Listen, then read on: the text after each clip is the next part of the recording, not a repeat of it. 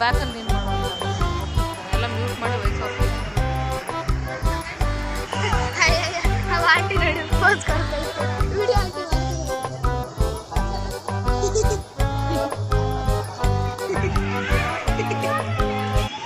ಎಲ್ಲ ಸ್ನೇಹಿತರೆ, ಎಲ್ಲರಿಗೂ ನಮಸ್ಕಾರ. ತ್ವಜಾ ಬ್ಲಾಗ್ ಚಾನಲ್ಗೆ ಸ್ವಾಗತ.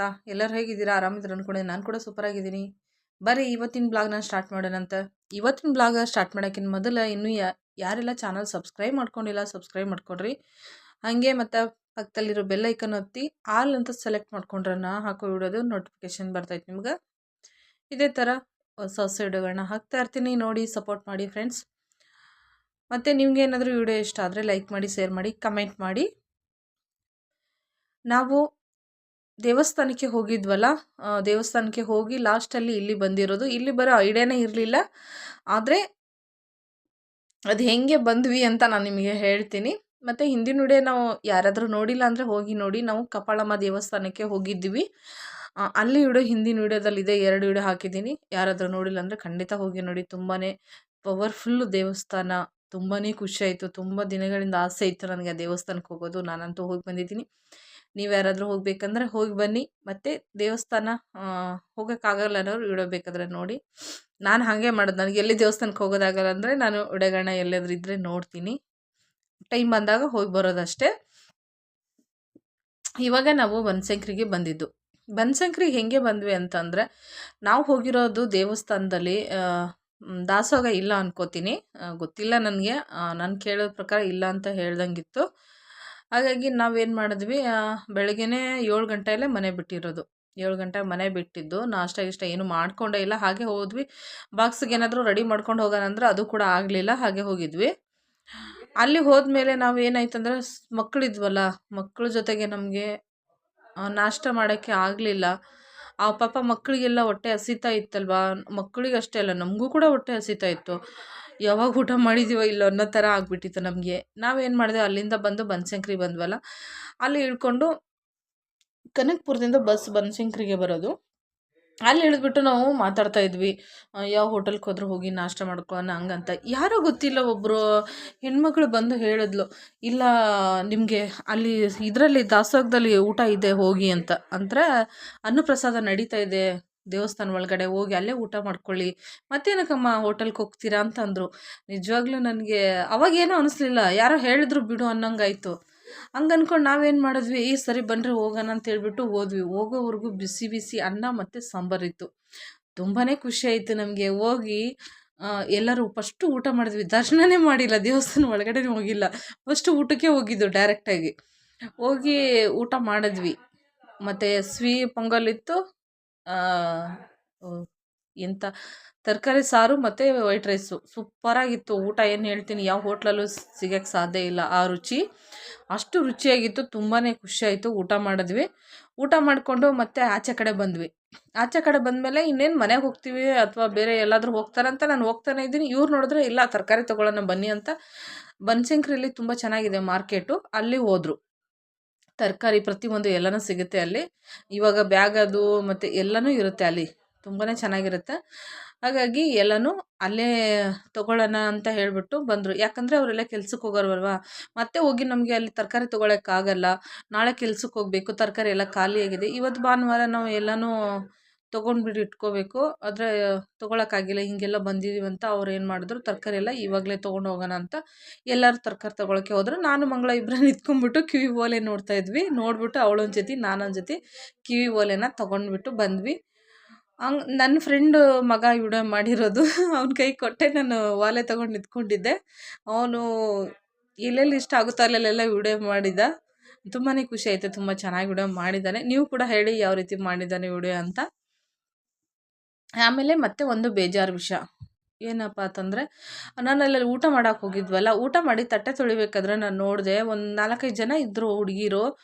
ಊಟ ಬೇಕಂತಲೇ ಬಂದು ಅಲ್ಲಿಂದ ಓಡಿ ಓಡಿ ಬಂದು ಊಟನ ಹಾಕಿಸ್ಕೊಂಬಿಟ್ಟು ಒಂದು 4-5 ತುತ್ತು ತಿಂದು ಅದನ್ನು ಅನ್ನನ ಚೆಲ್ಬಿಟ್ರು. ಆವಾಗ ನನಗೆ ತುಂಬ ಬೇಜಾರಾಯಿತು. ಅಲ್ಲ, ಅಲ್ಲಿಂದ ಅಷ್ಟೊಂದು ಕಷ್ಟ ಬಿದ್ದು ಬಂದು ಅನ್ನನ ಚೆಲ್ಲೋಂಥದ್ದು ಏನಿದೆ? ತಮ್ಗೆ ಎಷ್ಟು ಬೇಕೋ ಅಷ್ಟೇ ಹಾಕಿಸ್ಕೋಬೇಕು. ಬೇಕಂದರೆ ಮತ್ತೆ ಇನ್ನೊಂದು ಸತಿ ಹೇಳ್ತಾ ಇದ್ದಾರೆ ಅವರು, ಬೇಕಂದರೆ ಬನ್ನಿ ಅಮ್ಮ ಮತ್ತೆ ಹಾಕ್ತೀವಿ ಅಂತ ಹೇಳ್ತಾ ಇದ್ದಾರೆ. ಇಲ್ಲ, ಇನ್ನೊಂದು ಸ್ವಲ್ಪ ಹಾಕಿ, ಹೊಟ್ಟೆ ಹಸಿತಾ ಇದೆ ಅಂತ ಹೇಳಿಬಿಟ್ಟು ಹಾಕಿಸ್ಕೊಂಡು ಅವ್ರಿಗೇನು ರುಚಿ ಟೇಸ್ಟ್ ಸಿಕ್ಕಿಲ್ಲ ಅಂತೆ ಊಟದಲ್ಲಿ. ಓಹೋ ಅಂದೆ ನಾನು. ನನಗೇನು ಹೇಳ್ತೀನಿ, ನನ್ನ ಪಕ್ಕದಲ್ಲಿ ನನ್ನ ಮನೆಯವ್ರ ಮಕ್ಕಳಾಗಿಬಿಟ್ಟಿದ್ರೆ ತಲೆ ಮೇಲೆ ಹೊಡ್ಬಿಡ್ತಾ ಇದ್ದೆ ನಾನು. ನಿಜವಾಗ್ಲೂ ತುಂಬ ಅಷ್ಟು ಕೋಪ ಬಂದಿತ್ತು ನನಗೆ. ಹಾಕ್ಕೊಂಡು ಅನ್ನನ ಚೆಲ್ಬಿಟ್ರು, ಚೆನ್ನಾಗಿಲ್ಲ ಟೇಸ್ಟು ಅಂತ ಹೇಳಿ. ಟೇಸ್ಟಾ? ಅಲ್ಲ, ಅದು ಒಂದು ಅನ್ನಕ್ಕಾಗಿ ರೈತ ಎಷ್ಟೊಂದು ಕಷ್ಟ ಬಿದ್ದು ದುಡಿತಾನೆ ಹಗಲು ರಾತ್ರಿ ಅಂತ. ಅದೇ ಅಕ್ಕಿನ ನಾವು ಕೊಂಡ್ಕೊಂಡು ತೊಗೊಂಬರ್ಬೇಕಂತ ಹಗ್ಲಿಗೆ ಬ್ಯಾಗ್ ಹಾಕ್ಕೊಂಡು ಊರೆಲ್ಲ ಹೋಗಿ ದುಡಿತಾ ಇರ್ತೀವಿ. ಅಂಥದ್ರಲ್ಲೂ ಇಷ್ಟು ದುರಂಕಾರ ತೋರಿಸ್ತಾರಂದರೆ ಇವಾಗಿನ ಜನಗಳಿಗೆ ಇರೋ ದುರಂಕಾರನ ಹೇಳೋಕ್ಕಾಗಲ್ಲ, ಅಷ್ಟು ಇದೆ. ಅದು ಅನ್ನದ ಮೇಲಂತೂ ವಿಪರೀತ. ಎಲ್ಲಿ ತಿಂತಾರೋ ಅಲ್ಲೇ ಬಿಡ್ತಾರೆ. ಎಷ್ಟು ತಿನ್ನಬೇಕು, ಎಷ್ಟು ತೊಗೋಬೇಕು ಅನ್ನೋದು ಅಂದಾಜೇ ಇಲ್ಲ. ಸುಮ್ಮನೆ ಹಾಕಿಸ್ಕೊಳ್ಳೋದು ಚೆಲ್ಲೋದು, ಹಾಕಿಸ್ಕೊಳ್ಳೋದು ಚೆಲ್ಲೋದು. ನಾನು ಎಲ್ಲರ ಹತ್ರ ಕೇಳ್ಕೊಳ್ಳೋದೊಂದೇ, ಯಾರೆಲ್ಲ ವಿಡಿಯೋ ನೋಡ್ತೀರಾ, ದೇವಸ್ಥಾನದಲ್ಲೇ ಹೋಗಿ, ನೀವು ಎಲ್ಲೇ ಹೋಟ್ಲಿಗೆ ಹೋಗಿ, ಎಲ್ಲೇ ಹೋಗಿ, ನಿಮ್ಗೇನು ಬೇಕು, ಎಷ್ಟು ಬೇಕು ಅಷ್ಟು ತೊಗೊಳ್ಳಿ, ತಿನ್ನಿ, ಬೇಡ ಅನ್ನಲ್ಲ. ಅದನ್ನು ವೇಸ್ಟ್ ಮಾಡೋ ಕೆಲಸ ಮಾಡೋಕ್ಕೆ ಹೋಗ್ಬೇಡಿ. ವೇಸ್ಟ್ ಮಾಡಿದ್ರೆ ಏನು ಬರುತ್ತೆ ಹೇಳಿ?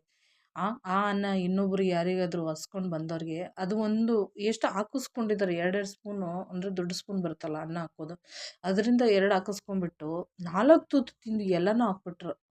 ಫುಲ್ಲು ಇಬ್ಬರು ಊಟ ಹೋಯ್ತಲ್ಲಿ. ಅಂದರೆ ಒಬ್ಬರಿಂದ ಹೇಳಿದ್ದು ನಾನು. ಆ ಥರ 3-4 ಜನ ಹುಡುಗಿರಿದ್ರು ಅವರು. ಇನ್ನೇನು ಅನ್ನೋದು ಅವ್ರ ಹತ್ರ ಏನು ಮಾತಾಡೋದು? ಬೇಜಾರಾಗಿ ಕೇಳಿದೆ, ಯಾಕಮ್ಮ ಈ ಥರ ಮಾಡ್ತೀರಾ, ತಿನ್ನೋಷ್ಟು ಹಾಕಿಸ್ಕೋಬೇಕಂದ್ರೆ, ಅಯ್ಯೋ ನಮಗೆ ಚೆನ್ನಾಗಿಲ್ಲ, ಅದು ಟೇಸ್ಟ್ ಬಂದಿಲ್ಲ, ಅದಕ್ಕೆ ನಾವು ಬೇಡ, ನಮಗೆ ಖಾರ ಜಾಸ್ತಿ ಇತ್ತು. ಆಹಾ, ಇದೇ ಥರ ಮನೆಯಲ್ಲಿ ಮಾಡ್ರಮ್ಮ ಸರಿ ಇರುತ್ತೆ ಅಂತ ಹೇಳ್ಬಿಟ್ಟು ಬಂದೆ. ನಾನು ಜಾಸ್ತಿ ಅಂಥವ್ರ ಹತ್ರ ಮಾತಾಡೋಕ್ಕೆ ಇಷ್ಟ ಆಗಲ್ಲ. ಯಾಕಂದರೆ ಮಾತಾಡ್ತಾ ರಾಂಗ್ ಆಗಿಬಿಡ್ತೀನಿ ನಾನು.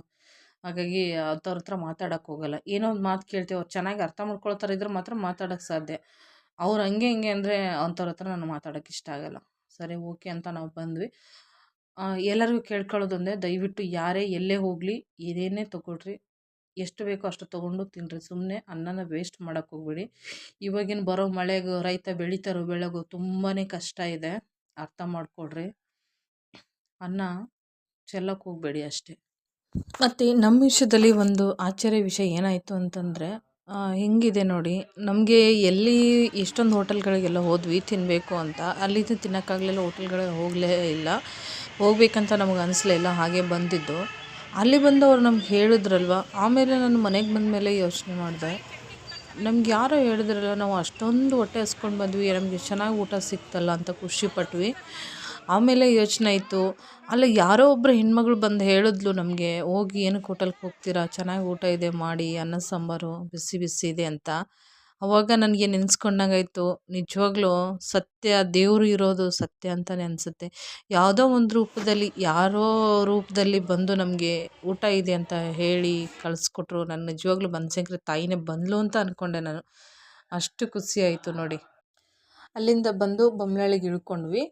ಆಮೇಲೆ ಇವರೆಲ್ಲ ಹೋದರು, ಮಂಗಳ ಮತ್ತು ಸಂಗೀತ, ಅನಿತಾ ಅವರು ಹೋದರು, ಮತ್ತು ಶಾರದಮ್ಮ ಅವರು ಕೂಡ ಆ ಕಡೆ ಹೋದರು.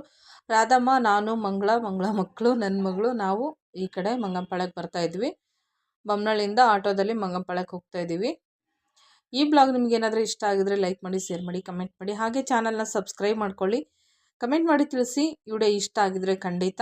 ಮತ್ತು ಇದೇ ಥರ ಹೊಸ ಹೊಸ ವೀಡಿಯೋಸ್ಗಳನ್ನ ಮಾಡ್ತಾ ಇರ್ತೀನಿ, ಸಪೋರ್ಟ್ ಮಾಡಿ ಫ್ರೆಂಡ್ಸ್. ನೀವು ಲೈಕ್ ಮಾಡಿ ಕಮೆಂಟ್ ಮಾಡಿದ್ರೇ ನಮಗೆ ಇನ್ನೂ ವಿಡಿಯೋ ಮಾಡಬೇಕಂತ ಅನಿಸೋದು, ಇಲ್ಲಾಂದರೆ ಬೇಜಾರಾಗ್ಬಿಡುತ್ತೆ. ಎಷ್ಟು ಕಷ್ಟಪಟ್ಟರು ವೇಸ್ಟು ಅನ್ನೋ ಥರ ಆಗ್ತಾಯಿದೆ. ಪ್ಲೀಸ್ ಎಲ್ಲರೂ ಒಂದು ಕಮೆಂಟ್ ಹಾಕಿ, ಲೈಕ್ ಮಾಡಿ. Thank you friends. ಈ ವಿಡಿಯೋ ನೋಡೋದಕ್ಕಾಗಿ ತುಂಬ ಧನ್ಯವಾದಗಳು. ಎಲ್ಲರಿಗೂ ನಮಸ್ಕಾರ.